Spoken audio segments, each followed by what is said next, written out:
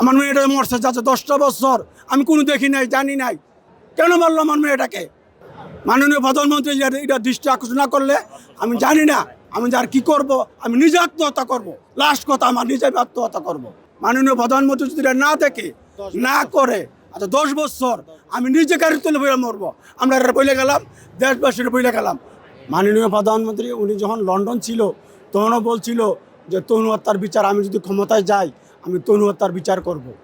আমি আশ্বাস, আমার বিশ্বাস যে মাননীয় প্রধানমন্ত্রী আমার বিচারটা করবে। এই যে আসামিটা তো জানেন না কারা? আসামি সার্জেন্ট জাহিদকে এখনো ধরা হয় নাই। সার্জেন্ট জাহিদ চার্জশিটে তো দেওয়া হয় না। এখনো ধরা হয় না। কোন কোর্টে কেসটা আছে আজকে জানতে পাইলাম, আজকে 10 বছরে।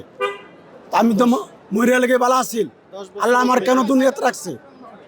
আল্লাহ আমার দুনিয়াত কেন রাখছে? 10 বছর হয়েছে মেয়ের বিচারটা আমি কোন কোর্টে আছে আমি এটাই জানি না। কোন কোর্টে আছে, কেমন ক্ষমতা? আগে যে ক্ষমতা ছিল ওই ক্ষমতা এখনও চলতেছে এই দেশও।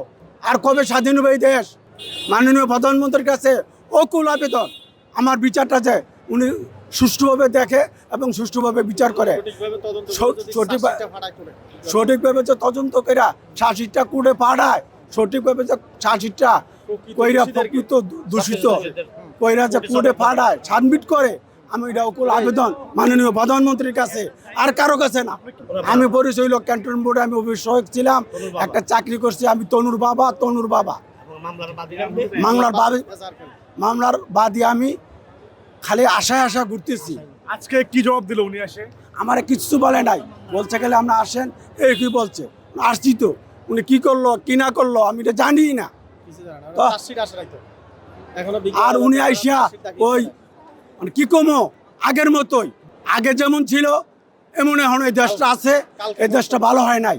আমার হাসি হোক, আমি যে সত্য কথা আমি এটা বলে দেবো যে আগে যেমন ছিল, আগে যে ধরনের ছিল কুড়ে ঘুষখোর সুদখোর মদখোর যা আছে সব চলতেছে এখন।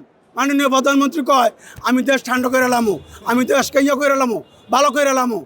উনি যারা মার্ডার তারা বুঝে, আমার কলজারা খা করে আগুন তোলে। আমার মেয়েটা মরছে যাচ্ছে 10টা বছর, আমি কোনো দেখি নাই, জানি নাই, কেন মারলো আমার মেয়েটাকে? মাননীয় প্রধানমন্ত্রী এটা দৃষ্টি আকর্ষণ না করলে আমি জানি না আমি আর কি করব। আমি নিজে আত্মহত্যা করব, লাস্ট কথা আমার নিজে আত্মহত্যা করব। মাননীয় প্রধানমন্ত্রী যদি এটা না দেখে না করে, আচ্ছা 10 বছর আমি নিজে গাড়ি তুলে বইলে মরবো। আমরা এটা বলে গেলাম, দেশবাসীর বলে গেলাম।